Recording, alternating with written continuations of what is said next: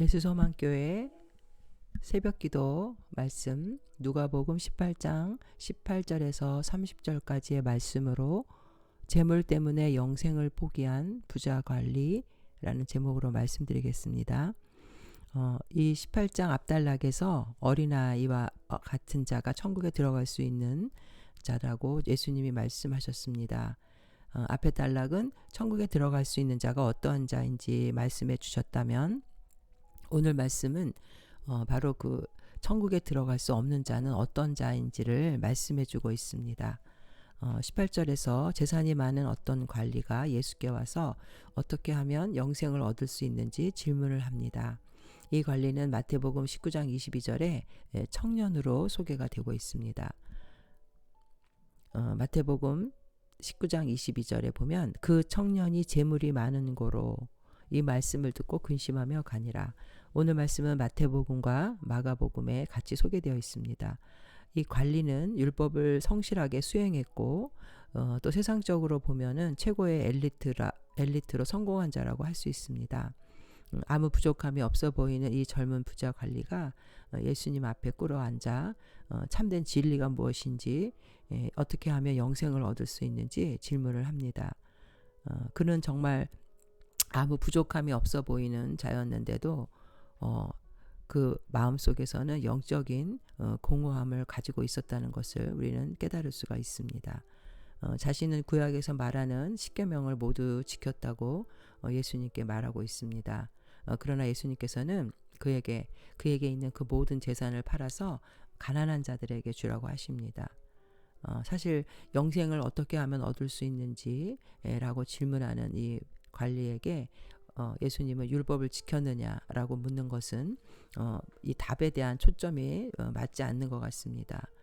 왜냐하면 예수님은 우리가 구원을 얻는 것은 율법을 지키는 것이 아니라 바로 예수님을 하나님의 아들로 영접하고 죄를 회개하고 그럴 때 죄사함을 받아서 구원함을 얻는다는 것을 예수님은 알고 있었는데, 이 관리에게는 율법을 지켰느냐고 질문하는 내용이 나옵니다. 결국 예수님께서 율법을 지켰느냐고 관리에게 물어본 것은 바로 이 관리가 율법을 잘 지켜야 구원을 받을 수 있다는 그런 율법주의 구원관을 갖고 있었기 때문에 예수님께서는 그 사람의 생각이 틀렸다라고 지적해 주기 위해서 이렇게 말씀을 하고 계시는 겁니다.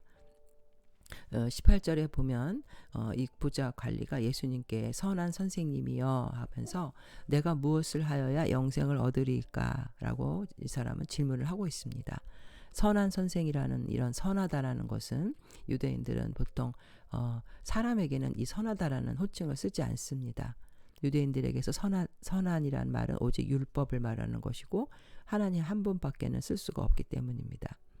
그럼에도 불구하고 이 관리가 예수를 선한 선생님이라고 부른 것은 예수님에 대해서 존경심과 경외심을 갖고 있었다는 것을 말했고, 자신이 그토록 영생이 무엇이며 어떻게 얻을 수 있는지라는 그런 질문에 예수님께서 확실한 답을 주실 수 있다라고 생각을 했기 때문입니다. 무엇을 하여야 영생을 얻으리까?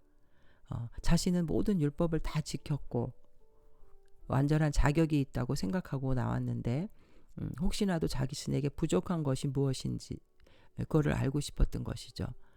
어떤 행위가 잘못된 것인지. 그래서 그것을 예수님께 확답을 얻고 자신이 영생을 얻기를 바랬던 것입니다. 근데 이 부자 관리가 착각했던 것은 구원은, 하나님의 나라는 율법을 잘 지켜서 들어가는 것이 아니라 인간은 율법을 지킬 수 없다라는 것을 알려주기 위해서 하나님이 율법을 주셨다는 것을 그는 모르고 있었다는 것입니다. 그러나 그는 율법을 잘 지키면 구원을 얻을 수 있다라는 유대인의 그 구원관을 갖고 있었고, 또 예수님의 소문을 듣게 되었을 때 예수님만이 영생에 이르는 확실한 길을 알려줄 수 있을 것이라고 판단했기 때문에 나왔던 것입니다. 여기서 이 부자 관리가 질문했던 영생이란 바로 영원한 생명, 부활을 말하는 것입니다. 당시의 유대 사람들은 재산을 많이 불리고 잘 산다는 의미는 바로 하나님께 축복을 많이 받았다라는 그런 생각을 갖고 있었기 받게 되는 것이었습니다. 이 관리는 자기 자신이 재물을 많이 모은 것에 대해서 자부심을 갖고 있었고, 또 유대인들이 영생을 얻는 그 방법에 대해서 율법을 지키면 구원을 얻을 수 있다라는 그런 생각을 이 관리도 갖고 있었던 것입니다. 그래서 20절에 예수님 그가 너가 어떻게 하면 영생을 얻을 수 있습니까? 라고 18절에 예수님께 질문했을 때 19절에 예수께서 이르시되 내가 어찌하여 나를 선하다 일컫느냐? 하나님 한 분 외에는 선한 이가 없느니라. 내가 계명을 안 하니 간음하지 말라, 살인하지 말라, 도둑질하지 말라, 거짓 증언하지 말라, 내 부모를 공경하라 하였느니라. 그러자 21절에 이 부자 관리가 여짜오되 이것은 내가 어려서부터 다 지키었나이다. 이 관리는 예수님께서 율법을 다 지켰느냐고 대답을 했을 때 이것을 다 지켰다라고 이 관리는 거기서 대답을 잘 하고 있습니다. 여기서 어려서부터라는 것은 이제 13세 정도의 소년을 의미합니다. 예수님께서는 이 부자 관리에게 그 10계명 중에서 1에서 4계명까지는 하나님을 잘 섬기는 계명이고 5에서부터 10계명은 인간에 관한 의무를 말씀하시는 계명인데, 인간에 대한 그런 계명들을 다 지켰다라고 그는 자부하고 있습니다. 그러나 예수님께서 22절에 한 가지 부족한 것이 있다. 내게 있는 것을 다 팔아 가난한 사람들에게 나눠주라. 그리하면 하늘에서 내게 보화가 있으리라. 그리고 와서 나를 따르리라. 예수님이 뜻밖에도 이 부자 관리에게 재물을 팔아서 가난한 사람을 도와주라고 말하고 있습니다. 예수님께서 이렇게 말씀을 하신 목적은 자신이 그 계명을 다 지켰다고 했지만 사실 그에게는 그 재물이 바로 그에게는 우상이었던 것입니다. 당시의 사회상을 보면 가난한 사람들은 그 보리떡 두 개 하루에 2끼가 먹는 음식 전부였고, 많은 사람들이 그 로마의 압제로부터 그 고난을 받고 있었기 때문에 가난했지만, 이 관리가 이렇게 재산을 많이 모았다라는 것은 그에게 그 재물이 하나의 어떤 탐욕이 되었던 것이고 우상이 되었다는 것입니다. 결국 그는 그 모든 율법을 다 지켰다라고 생각했지만 이 율법에 하나님을 사랑하라, 이웃을 사랑하라 라는 그 율법의 요약, 그 근본 정신을 그는 지키지 못했다라는 것입니다. 23절에 그 사람이 큰 부자이므로 이 말씀을 듣고 근심하더라. 결국 근심하더라는 말이 여기 나와 있지만 마태복음 19장 22절에는 그 청년이 재물이 많으므로 이 말씀을 듣고 근심하며 가니라 라고 나옵니다. 즉 예수님을 떠났다고 마태와 마가는 기록하고 있습니다. 하나님 사랑과 이웃 사랑으로 요약된 율법을 그는 문자적으로만 다 지켰다고 했지, 정말 가난한 자를 구제하고 나누는 것에는 먼저 사랑의 마음으로 행해야 되는데 그들은 이 관리는 그런 사랑의 마음이 없었다는 것입니다. 밖으로 드러난 율법을 지키는 것에 만족했고 그런 외식적인 신앙을 가진 자였습니다.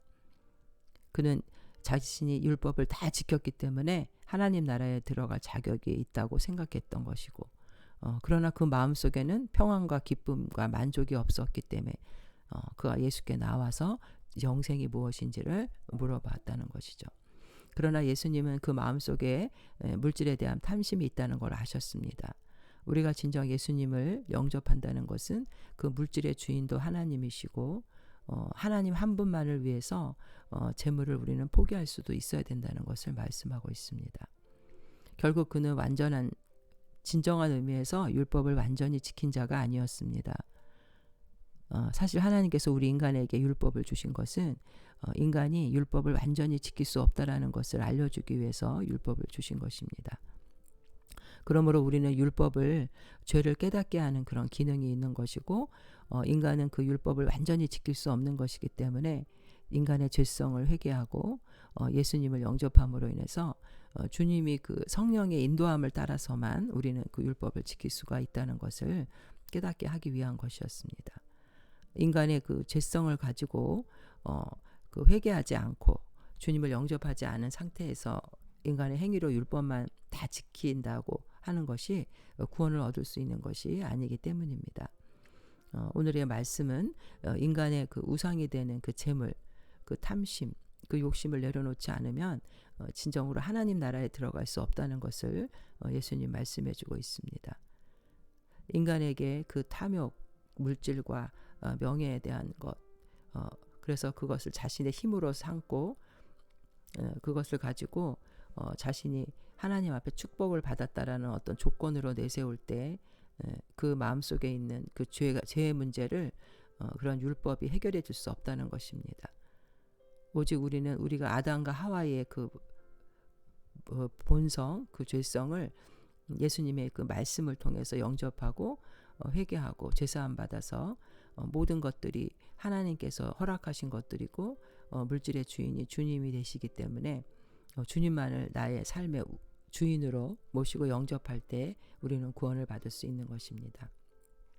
24절에 예수께서 그를 보시고 이르시되 재물이 있는 자는 하나님의 나라에 들어가기가 얼마나 어려운지 낙타가 바늘귀로 들어가는 것이 부자가 하나님의 나라에 들어가는 것보다 쉬우니라 하시니, 재물과 욕심을 내려놓지 않고 그것이 우상이 되어 있는 자는 하나님 나라에 들어갈 수가 없습니다.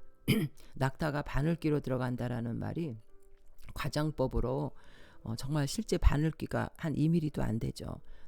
그래서 막 낙타가 거기에 들어갈 수 있다는 것은 거의 불가능합니다. 결국 예수님이 말씀하시고 하시는 요점은 재물의 욕심을 내려놓지 않으면 하나님 나라에 들어갈 수 없다는 것이죠. 26절 27절에 듣는 자들이 이르되 그런 즉 누가 구원을 얻을 수 있나이까 이르시되 무릇 사람이 할 수 없는 것을 하나님은 하실 수 있느니라. 당시 사람들은 물질의 축복을 하나님이 주시는 거로 생각했기 때문에 그렇게 부자가 물질을 많이 하나님께 축복을 받았는데 그것이 구원을 받을 수 없다라는 것이 이해가 되지 않았습니다. 그리고 자신들도 물질에 대해서 어느 정도는 소망이 있었기 때문에 이런 질문을 한 것이죠.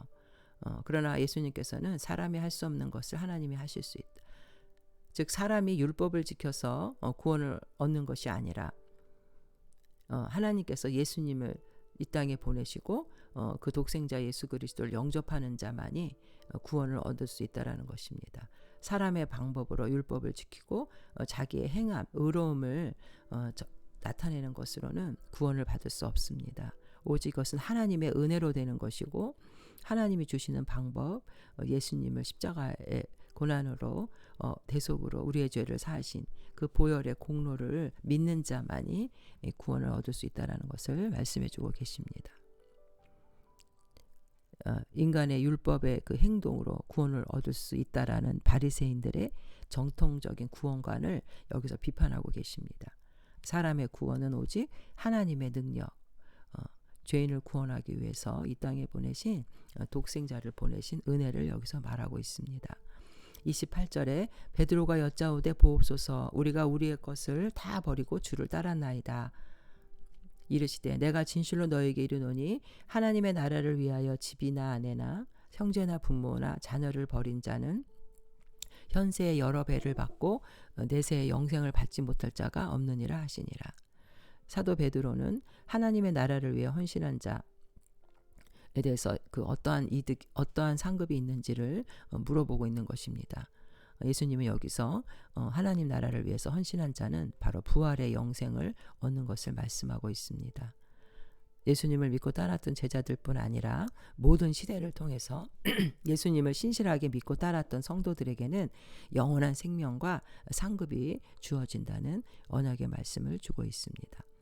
오늘 부자 관리 청년과의 대화 속에서 하나님의 나라는 이 세상에서 가치 있다고 여기는 재물과 명예, 권력과는 비교할 수 없는 정말 영원한 절대적인 곳이고 이곳에 들어갈 수 있는 자는 철저한 자기 포기와 자기 부인만이 영생을 얻을 수 있고 하나님의 나라를 소유할 수 있음을 보여줍니다. 요한일서 2장 15절에 보면 이 세상이나 세상에 있는 것들을 사랑하지 말라.